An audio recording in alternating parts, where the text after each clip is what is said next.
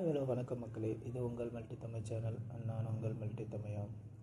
இந்த வீடியோவில் நம்ம என்ன பார்க்க போகிறோன்னா, விமானத்தில் ஒரு கொலை நடக்குது. அந்த கொலையை யார் பண்ணால், எப்படி பண்ணால், எதுக்காக பண்ணான்றதை பற்றின ஒரு நாவல் தான் டெத் இன் த கிளவுட்ஸ். இந்த புக்கு ஆங்கிலத்தில் அகதா கிறிஸ்டின்னு சொல்கிறவங்க எழுதியிருக்காங்க. அவங்கள பற்றி உங்களில் நிறைய பேருக்கு தெரிஞ்சிருக்கும், சில பேருக்கு தெரிஞ்சிருக்காது. அவங்க யாருன்னா ஒரு ஃபேமஸ் டிடெக்டிவ் ஸ்டோரி ரைட்டர். அவங்க எழுதுகிற நாவல் எல்லாமே க்ரைம் டிடெக்டிவ் ரிலேட்டடாக தான் இருக்கும். அதில் அவங்களோட ஸ்பெஷல் என்னன்னு பார்த்தீங்கன்னா, முதல் அத்தியாயத்திலே எப்படி கொலை நடந்தது, யார் பண்ணியிருப்பான்றதை பற்றின ஒரு க்ளூ இருக்கும். ஆனால் படிக்கிற நமக்கு தெரியாது. அது கிளைமேக்ஸ் வரைக்கும் அந்த சஸ்பென்ஸை மெயின்டைன் பண்ணுறது தான் இவங்களோட ஸ்பெஷலே. ஸோ இந்த புக்கை பற்றி பார்க்கலாம். ரத்த மேகங்கள், தமிழில் கொரட்டோ ஸ்ரீனிவாஸ் எழுதியிருக்காருன்னு ஆல்ரெடி சொல்லியிருக்கேன். அதாவது பாரிஸ்லேருந்து கிளம்புற ஒரு விமானத்தில் பயணம் பண்ணுற ஒரு பயணி விமானம் தரையிறங்கிறதுக்கு முன்னாடி கொல்லப்பட்டிருக்காங்க. அதாவது அது இயற்கை மரணம் கிடையாது. யாரோ ஒருத்தர் ஆதிவாசிகள் பயன்படுத்துகிற ஊதுகுழல் மூலமாக விஷயத்தை செலுத்தி அவங்கள கொலை பண்ணியிருக்காங்கன்றதை கண்டுபிடிக்கிறாங்க. போலீஸ் முதற்கட்ட விசாரணையில் விசாரிக்கிறப்ப பயணம் பண்ண ஒரு 20-30 பேருக்குள்ளே தான் இருப்பாங்க. அவங்கள யாருக்குமே இந்த லேடியை தெரியலன்னு சொல்லிட்டு எல்லோரும் ஒரே மாதிரி தான் சொல்கிறாங்க.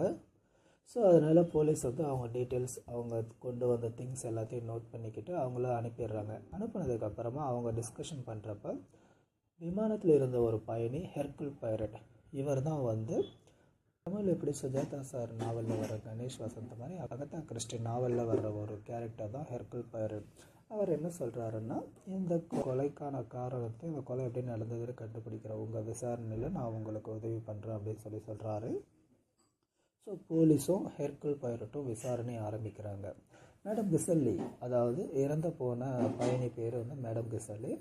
அவங்க யாருன்னு பார்த்தீங்கன்னா, இங்கிலாந்தில் ஒரு பர்டிகுலர் ஸ்டேட்டில் இருக்கிற ஒரு பணக்காரி, வட்டிக்கு காசு கொடுத்து சம்பாதிக்கிற ஒரு லேடி. ஸோ அவங்க நிறைய சம்பாதிச்சிருக்காங்க. மேபி தொழில் போட்டி மூலமாக அவங்க மேலே யாராவது கோபம் கொண்டு கொலை பண்ணியிருக்கலாம், இல்லை அவங்கக்கிட்ட காசு வாங்கிட்டு திருப்பி தராத யாராவது கொலை பண்ணியிருக்கலாம் அப்படின்னு சொல்லி இவங்க விசாரணை ஆரம்பிக்கிறாங்க. அப்படின்னு பார்த்தீங்கன்னா, அதில் வர்ற ஒரு அந்த விமானத்தில் பயணம் பண்ண கவுன்சிலரோட மனைவிக்கும் இவருக்கும் ஆரம்பத்தில் தொடர்பு இருந்திருக்கு. அதாவது வியாபார விஷயமாக அவங்க இவங்கக்கிட்ட காசு வாங்கி அவங்க வியாபாரத்தை ரன் பண்ணியிருப்பாங்க. ஸோ அது மேபி அந்த லேடி இவங்களை கொலை பண்ணியிருக்கலாமோ அப்படின்னு சொல்லிட்டு விசாரணையை ஸ்டார்ட் பண்ணுறாங்க. பட் அந்த லேடிக்கு இவங்களை கொலை பண்ணுற அளவுக்கு தைரியம் இருக்குமா சொல்லிட்டு ஒரு சந்தேகத்தோடு தான் விசாரணை ஆரம்பிக்கிறாங்க. அதுக்கப்புறம் பார்த்திங்கன்னா, வேறு யாருக்கெல்லாம் இவங்களை கொலை பண்ணுறதுக்கான காரணம் இருக்குன்னு செக் பண்ணுறப்போ விமானத்தில் ஒரு நாவலாசிரியர் இருக்கார். அவர் யாருன்னு பார்த்தீங்கன்னா, ஒரு 2 வருஷத்துக்கு முன்னாடி இதே பேட்டர்ன், அதாவது ஊதுகுழல் மூலமாக விஷத்தை செலுத்தி ஒருத்தரை கொலை பண்ண முடியும் அப்படின்னு கருத்தை மையமாக வச்சு ஒரு நாவலை எழுதியிருப்பார். ஏன் அவர் கொலை பண்ணியிருக்கக்கூடாது அப்படின்னு சொல்லிட்டு அவர் மேலேயும் சந்தேகத்தோடு விசாரிக்கிறாங்க. அதுக்கப்புறம் வேறு யாருக்கெல்லாம் இவரை கொலை பண்ண வாய்ப்பு இருக்கும் அப்படின்னு விசாரிக்கிறப்போ இந்த மேடம் கிசல்லிக்கு ஒரு வளர்ப்பு மகள் இருக்காங்க. ஏன் அந்த வளர்ப்பு மகள் சொத்துக்காக இவங்களை கொலை பண்ணியிருக்கலாம் அப்படின்னு சொல்லி விசாரிக்கிறாங்க.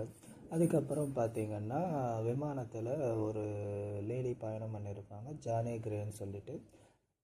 இந்த நாவலில் அவங்க மூலமாக தான் கதையை ஆரம்பித்து அவங்க போக்கில் தான் கொண்டு போவாங்க. அதே மாதிரி அவங்க ஆப்போசிட்டில் பயணம் பண்ண இன்னொருத்தர் நார்மன் கேல்.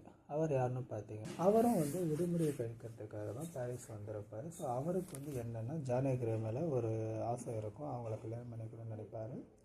ஸோ அது விசாரிக்கிறப்ப ஹெர்குல் பைரட்டுக்கு தெரிய வருது. ஸோ இந்த விசாரணை முடிவில் ஒவ்வொரு இடத்துலையும் ஒவ்வொருத்தரை பற்றி விசாரிக்கிறப்ப அவங்க ஆரம்பத்தில் சொன்னதுக்கும் விசாரணையில் வர்ற தகவலும் வெவ்வேறாக இருக்கும்.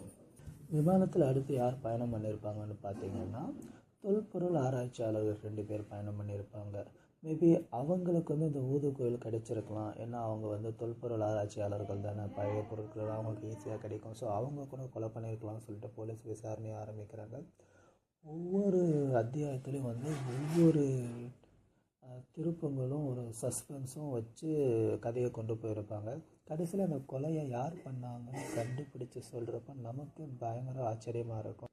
கிளைமேக்ஸில் இந்த கொலை எப்படி பண்ணாங்க, யார் பண்ணாங்கன்றதை ஹெர்குல் பைரட் விவரிக்கிறப்ப வர்ற ஆச்சரியம் உண்மையிலேயே உங்களுக்கு பயங்கர ஷாக்காக இருக்கும். எப்பட்றா இப்படி கூட கொலை பண்ணியிருக்கலாமா அப்படின்னு சொல்லிட்டு நீங்களே ரொம்ப ஆச்சரியப்பட்டு போவீங்க. கண்டிப்பாக இந்த புக்கை படித்து பாருங்கள். உங்களோட டைமை இந்த புக்கு வேஸ்ட் பண்ணாது. உங்களோட நேரத்தை செலவிட ஒரு சிறந்த புத்தகம் தான் இதுன்னு சொல்லும். ஒரு க்ரைம் ஸ்டோரி படிக்கிற இன்ட்ரெஸ்ட் இருக்கிற நீங்கள் கண்டிப்பாக இந்த புக்கை படிக்கலாம். இந்த வீடியோ உங்களுக்கு ரொம்ப பிடிச்சிருக்கும்னு நினைக்கிறேன். இந்த வீடியோ உங்களுக்கு பிடிச்சிருந்ததுன்னா லைக் பண்ணுங்கள், கமெண்ட் பண்ணுங்கள், ஷேர் பண்ணுங்கள். என்னோடய சேனலை சப்ஸ்கிரைப் பண்ணுங்கள். ஏன்னா உங்களுக்கு இந்த மாதிரி நிறைய புத்தகங்களை பற்றின ஒரு சின்ன ரிவ்யூ இந்த சேனலில் வந்துகிட்டே இருக்கும். உங்களோட ஆதரவை இந்த சேனலுக்கு கொடுத்துட்டே இருங்க. தேங்க்யூ.